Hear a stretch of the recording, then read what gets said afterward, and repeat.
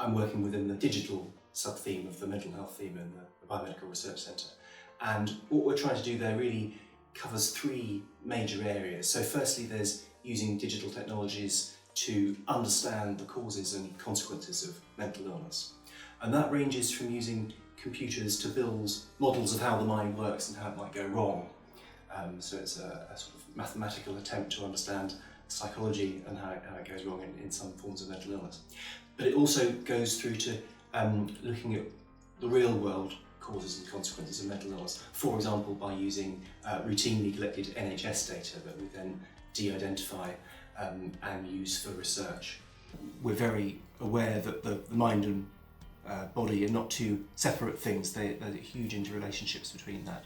And to help with that work, we are trying to link data from, for example, NHS mental health services, de-identified data, to other sorts of data from around the NHS, for example, for physical health services, but also other initiatives supported by the NIHR, such as the Children's Bioresource, looking at biological markers of illness.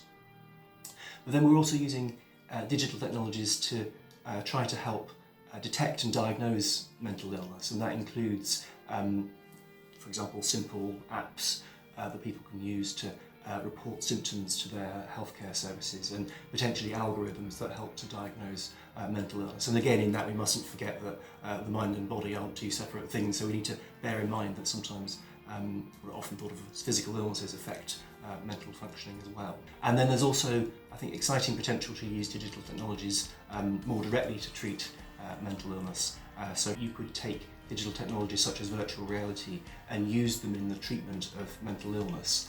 For example, there have been early attempts to use that for exposure therapy, in which people are exposed to things that they might have, for example, phobias of in virtual reality environments.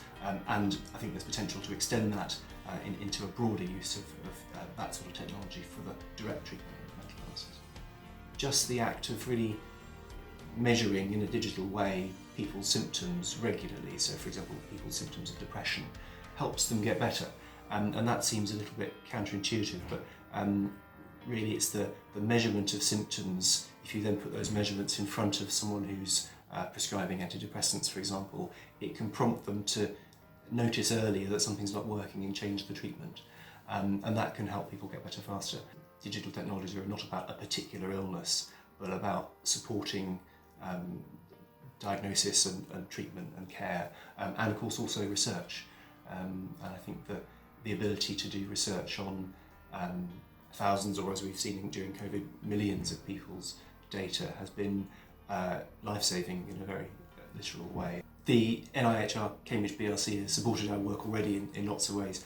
For example, it helped set up some of the computing facilities that we use to run complex mathematical models of psychology, and looking at how psychological processes can go wrong in some sorts of mental disorders, such as obsessive compulsive disorder or some types of substance abuse disorder.